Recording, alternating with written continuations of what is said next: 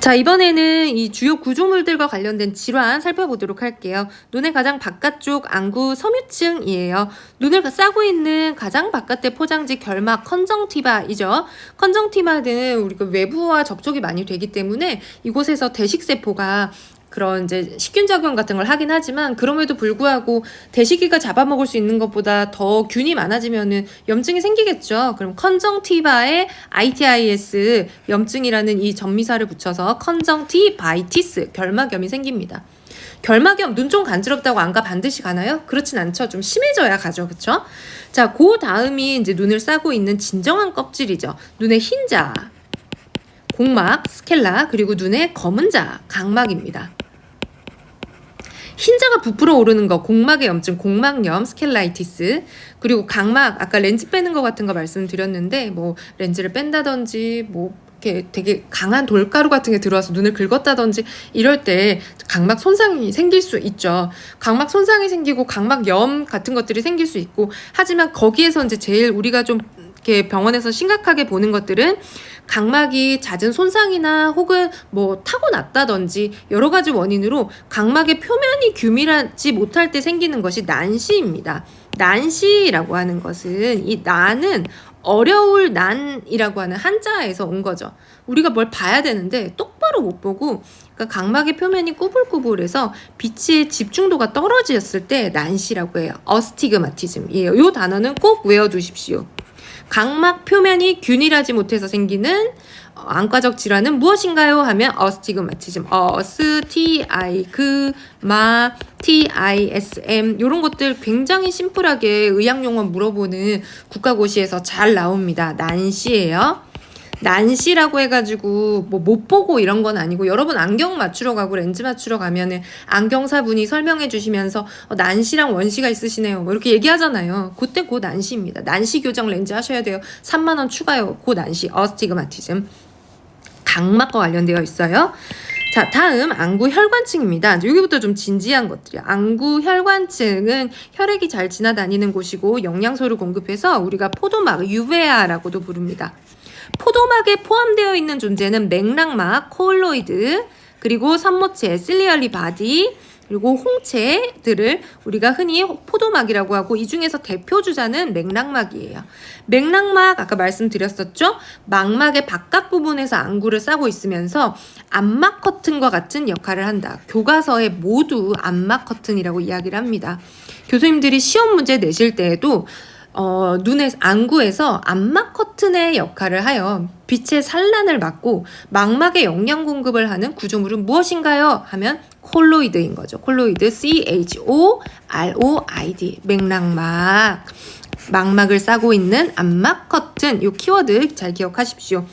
자, 그리고 선모체, 실리얼리 바디는 뭐라고 했었죠? 실리얼리 바디는 하는 역할이 두 개다. 첫 번째 역할은 수정체의 끝쪽을 이렇게 잡고 있으면서 수정체를 당겼다 놨다 하면서 두께 조절, 원근 조절하는 역할을 하고, 그리고 두 번째, 안구 방수라는 것들을 생성을 해서 눈에 안구의 앞방과 앞방, 안 보이실까요? 여기 앞방, 그리고 요 뒷방 사이에서 안구 방수가 원활하게 흘러갈 수 있도록 안구 방수를 생성해주는 역할을 합니다. 첫 번째 역할, 두 번째 역할 잘 기억하시고, 이 역할을 하는 게 뭐다? 실리얼리 바디다. 자, 실리얼리 바디 선모체는 여러분이 태어나서 오늘 아니죠. 수업 시간에 들으셨겠죠? 못 들었을 수도 있고, 어쨌든 요 태어나서 요 공부하면서 처음 들어보시는 거예요. 그러면 공부해야 된다 하는 거. 실리얼리 바디 잘 기억을 하십시오. 자, 그리고 홍채, 아이리스가 하는 역할은 뭐지? 아이리스는 빛의 양을 조절을 하죠. 그쵸? 그래서 빛의 양을 조절하기 위해서 만들어낸 구조물이 동공, 퓨필이고, 오른쪽 왼쪽의 퓨필은 동일하게 반응을 합니다. 내가 한쪽 눈을 감고 가려놓은 상태로 한쪽에만 빛을 비춰도 감아놓은 눈에도 동공이 수축을 해요. 그래서 여러분들 간호사정, 그 환자 사정하시는 분들 아실 텐데, 사람이 쓰러져 있을 때 이 퓨필이 react to light 하는지, 그러니까 빛에 반응을 하는지, 그리고 동시에 수축을 하는지, 이런 것들을 같이 살펴보게 돼요. 네, 아무튼 그렇습니다. 동공.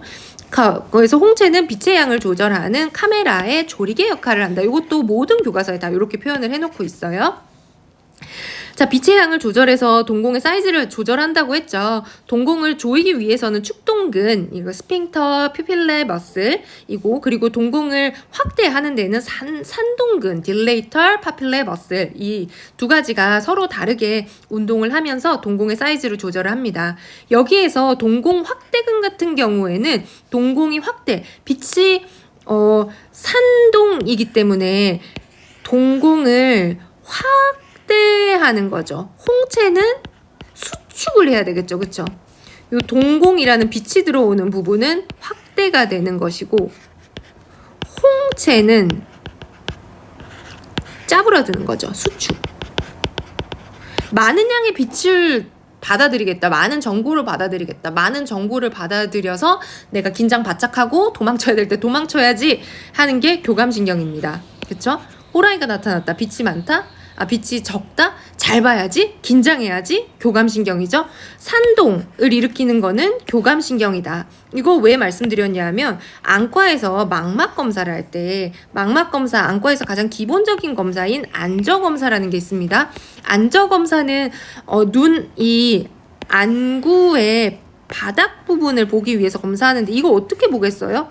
그쵸? 동공을 최대한 확대를 시켜야 가는 길이 넓어져서 우리가 카메라로 이렇게 비춰서 볼 수 있을 거 아니에요?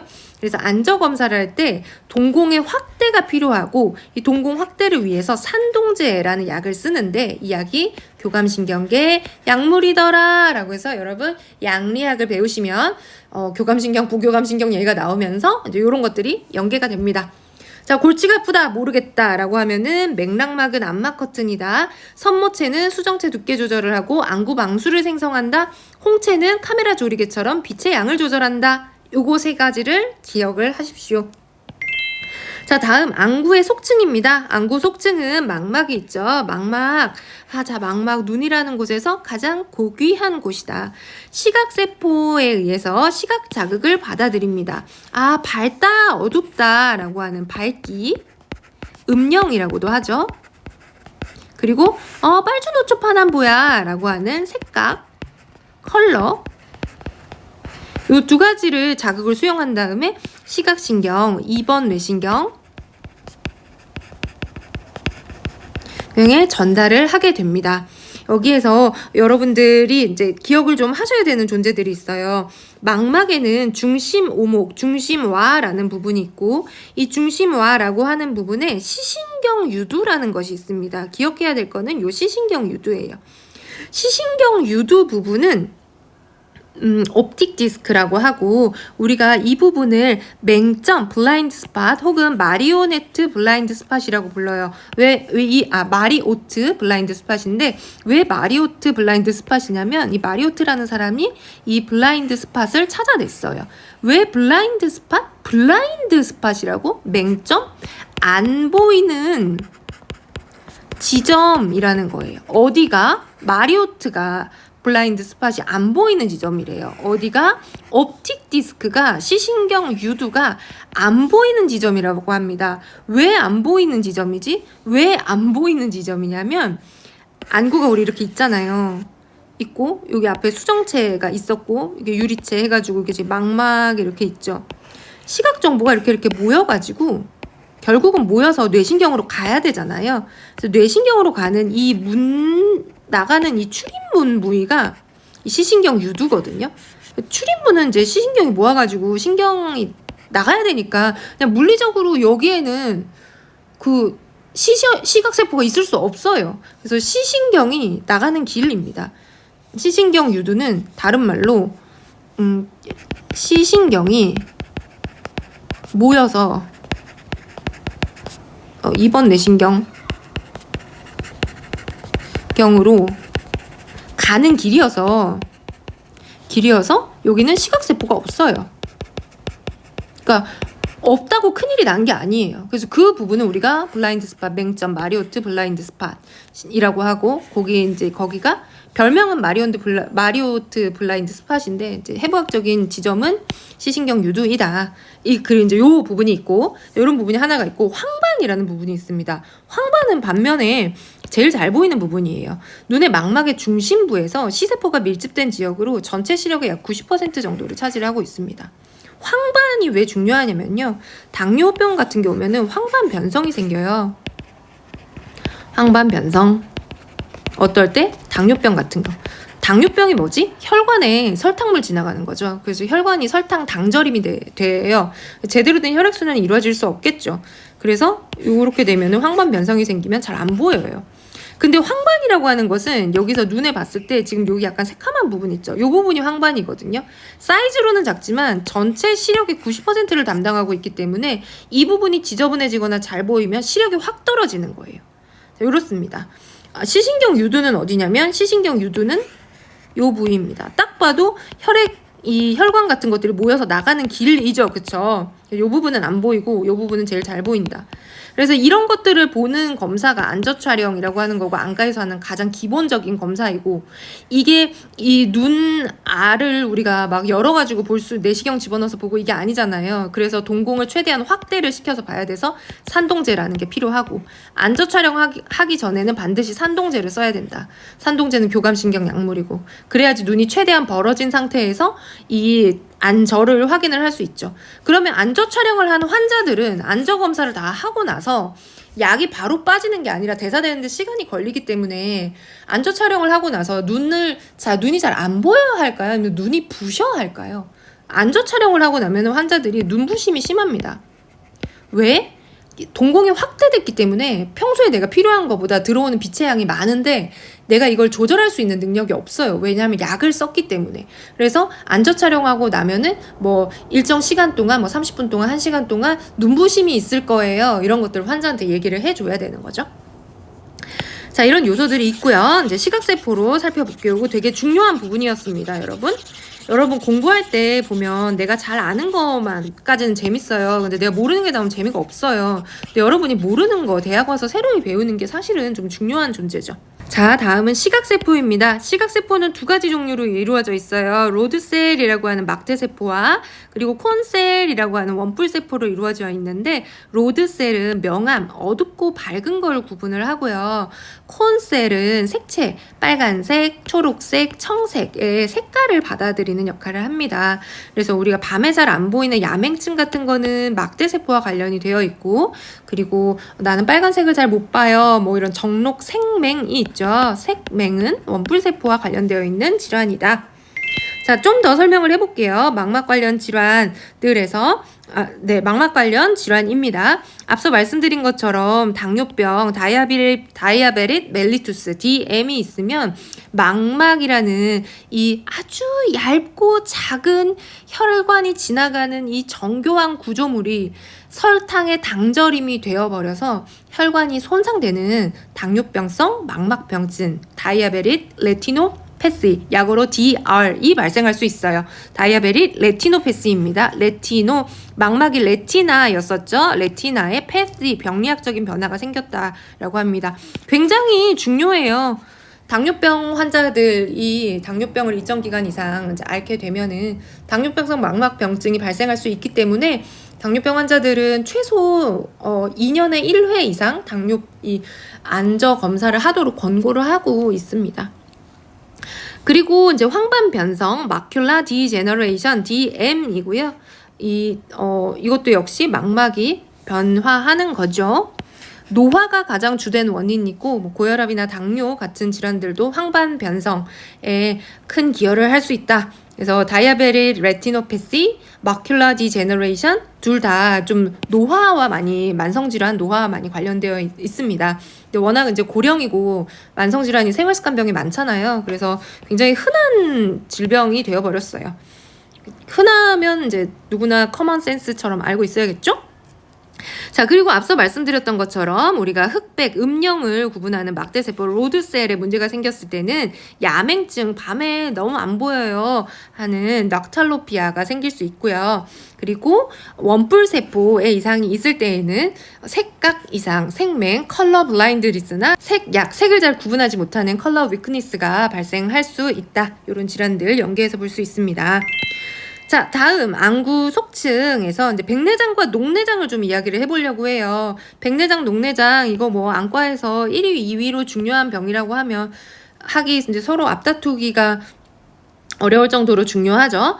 자, 우리 망막 앞에서 같이 봤었고, 이번에는 수정체, 크리스탈린 렌즈에 문제가 생기면, 수정체의 기본값은 볼록 렌즈이다. 이 볼록 렌즈가 우리가 멀리서 볼 때는 렌즈를 쭉 당겨서 얇게 만들고, 가까운 걸 볼 때는 렌즈를 느슨하게 통통하게 해서 이 원근 조절을 해서 굴절과 초점 맞추는 역할을 하는데, 수정체가 노화나 혹은 당뇨의 약어가 DM이죠. 다이아베틱 멜리투스, 노화나 당뇨 등의 여러 가지 원인 혹은 뭐 자외선도 원인이 되죠. 이런 원인으로 수정체가 혼탁이 되면, 백탁이 되면, 흐려지면은 백내장이 생깁니다. 백내장 카타락. 초점이 잘 맞지 않는 상태가 되는 거예요. 안경을 잘 안 닦아가지고. 그러면 어떻게 해야 되지? 너무 심하면 이제 백내장 같은 경우에는 이 크리스탈린 렌즈를 교체하는 수술을 할 수 있습니다. 그래서 안과들이 굉장히 돈을 많이 벌죠. 백내장 수술로 그 동네에 있는 수술 잘하는 이런 안과들. 그리고 유리체 비트리어스 바디는 앞서 말씀드린 것처럼 수정체에서 망막까지 빛을 전달하는 쫀득쫀득한 투명한 젤리이고 안구 지름을 유지를 한다. 그리고 안구에 있는 전방, 앞방, 그리고 뒷방, 후방, 안테리어 챔버, 포스테리어 챔버에는 안구 방수라는 게 있더라. 안구 방수는 어디서 나왔었죠? 선모체에서 나왔었죠? 기억하셔야 돼요. 선모체에서 안구 방수를 분비를 해요. 여기 써놨다. 안구 방수, 아쿠어스 아머의 순환 구조인데요. 선모체에서 생성이 되고 동공을 지나서 안구 앞방 안테리어 챔버로 이동을 합니다. 그리고 공막 정맥동 슐렘 캐널, 여기 교과서에 슐렘 관이라고 써져 있는 것도 있어요. 이 슐렘 캐널을 통해서 다시 혈액으로 이 안구 방수가 흡수가 되면서 일정한 양의 안구 방수를 유지를 해요. 일정한 양이 차 있을 때 정상적인 안구의 압력이 10에서 21mmHg 정도의 안압을 정상으로 유지를 합니다. 그런데 만약에 이 안구 방수가 너무 많이 나와버렸다면, 그러니까 선모체 실리어리 바디에서 안구 방수를 너무 과다 생성해. 근데 나가는 양은 똑같아. 혹은 이 슐렘 캐널이 막혀버려가지고 안구 방수가 빠져나가질 않아. 근데 계속 만들어내. 그러면 어떻게 되죠? 안구의 압력이 올라가겠죠. 안압이 상승하겠죠. 안압이 상승하면은 이 눈알이 버티는 힘이 없기 때문에 비트리어스 바디, 유리체는 쫀득쫀득한 젤리 같은 거라고 했잖아요. 근데 이 안구 앞방, 안구 뒷방에서 이 안구 방수가 압력을 가지고 유리체 젤리를 눌러버리면 유리체는 그냥 짜부가 됩니다. 그러니까 눌려버려요. 누르면서 뒤에 있는 시각신경까지 눌러버려요. 그래서 높은 압력으로 시각신경이 위축이 돼요. 신경세포들은 굉장히 예민하고 한번 손상이 되면 재생이 잘 안 될 수 있죠. 그래서 이 녹내장은 결과적으로 시야가 굉장히 좁아지고 마침내는 눈이 시각세포가 손상이 돼서 눈을 보지 못하는 상황까지 발생할 수 있습니다. 그래서 녹내장이 생겼을 때 우선 응급 1차적으로는 혈압을 좀 떨어뜨려서 이뇨제를 써서 소변을 많이 보게 하고 혈압을 떨어뜨려가지고 이 안구 압력 자체를 좀 줄여주고, 그리고 이제 결과적으로는 공막 정맥동, 이 슐렘관에 캐널 빨대 같은 걸 하나를 삽입을 해서 잘 빠져나갈 수 있는 수술을 해줘요. 그래서 녹내장은 그런 동네에 잘 나가는 안과에서 하지 않고요. 대학병원 이상에서 수술을 합니다. 백내장은 좀 간단하고 쿨한 거고, 녹내장은 수술적인 치료가 꽤나 필요하다. 그래서 이런 녹내장 굉장히 중요하죠. 녹내장의 이름은 글라우코마. 만약에 간호학과 학생들이 보신다면 여러분들이 병원에서 자주 만나게 될 환자들은 카타락 환자보다는 글라우코마 환자들을 더 많이 만나게 될 거고, 글라우코마 환자들은 병동에 입원을 해서 이뇨제나 혈압을 떨어뜨리는 약을 이렇게 약물 치료를 이제 선행적으로 하게 됩니다. 그래서 환자한테 두통이 있는지, 뭐 안구 압통이 있는지 이런 것들을 간호사정을 하면서 물어보게 되죠. 그쵸? 근데 녹내장 너무 중요하다. 녹내장을 알려면 우리 안구방수, 아쿠어스 아머라는 존재를 알아야 되고, 아쿠어스 아머는 어디서 나오지? 선모체에서 나오더라. 어디로 분비가 되지? 슐렘관으로 분비가 된다. 정상적인 안구의 압력은 얼마지? 10에서 21mmHg 정도다. 이걸 넘어서면 어떻게 되더라? 시신경이 압박을 받아서 눈이 잘 안 보이게 된다. 그 병이 뭐지? 녹내장. 요런 흐름을 갖는 거예요. 자, 우리 오늘 공부 다 했습니다. 다 했는데 혹시나 아쉬울까봐 아큘러 머슬 갖고 왔어요. 자, 안구 근육은 눈 하는 게 6개의 근육이 붙어 있습니다. 어떻게? 위에 하나, 아래에 하나, 옆쪽 바깥쪽에 하나, 안쪽에 하나, 그리고 빗근들 이렇게 상사근 그리고 하사근이라고 하나요? 아랫빗근, 윗빗근, 아랫빗근, 여기 윗빗근, 상사근, 슈페리얼 어블리크 머슬, 그리고 아랫빗근은 인페리얼 오블리크 머슬인가요? 이렇게 6개의 근육이 있고요. 이 6개의 눈의 근육들을 오른쪽으로 한쪽을 수축하고 반대쪽을 이완하고 이런 균형들을 잡으면서 우리가 오른쪽, 왼쪽, 위, 아래 볼 수 있게 되는 거죠. 눈을 보는 것과 관련된 이런 뇌신경들도 우리가 신경계통에서 같이 공부를 했었다. 그런 것들 좀 리뷰를 하시면 좋을 것 같아요. 자, 여기까지 우리가 눈의 시각계통 같이 살펴봤습니다. 다음 두 번째 시간에는 청각, 어디터리 센스, 그리고 평형광각, 이큐베리움 같이 살펴보도록 할게요. 여러분 애쓰셨습니다. 고생하셨어요. 안녕.